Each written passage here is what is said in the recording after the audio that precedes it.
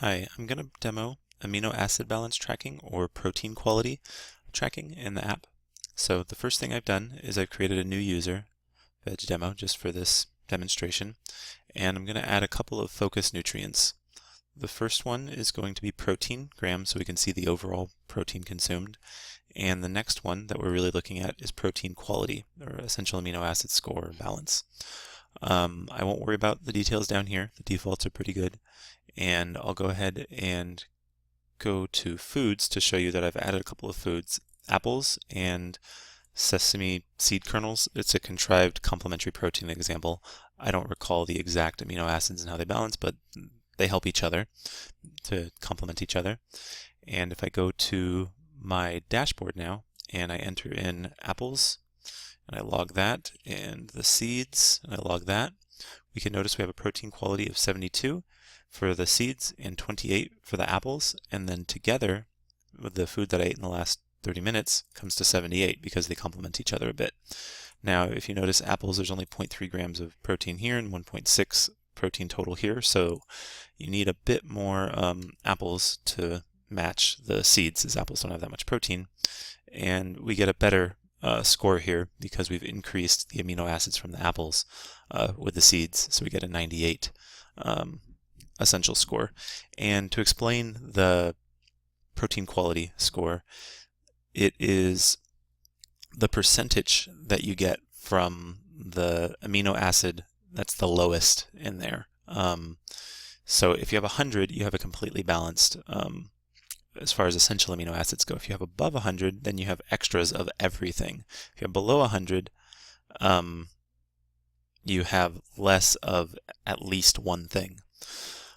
Alright, so you can also do the same thing to check the scores with recipes. So if I add seeds, we get the same 78, and I'll go ahead and add some more apples to the recipe, and then we get a 97 total. You can see it's not quite as balanced because I overshot with the apples instead of the 98 we got before. Okay, so that's the same thing as the dashboard, just about.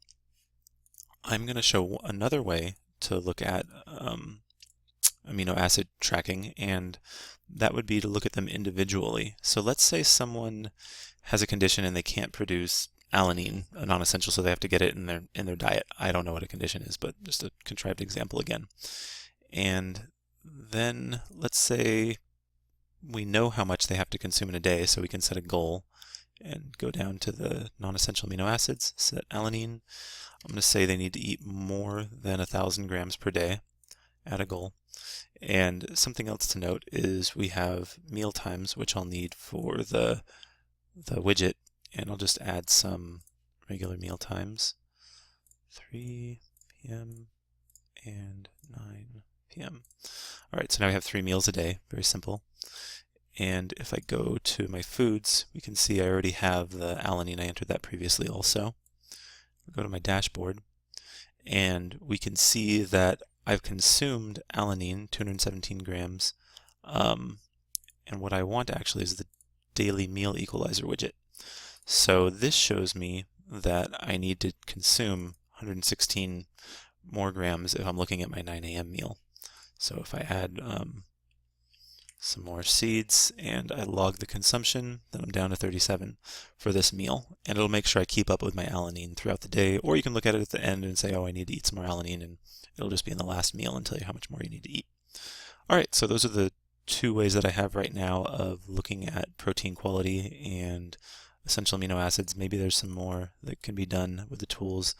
There are the details too. Here are the metanutrient preferences, so that since we don't know phenylalanine, I don't know how to pronounce that, sorry, and tyrosine, you can put in the exact amount you want, and then the protein quality will come out and display it. And I think that's it. All right, if you have any comments or questions, let me know. Hope it's useful to you. Thanks. Bye.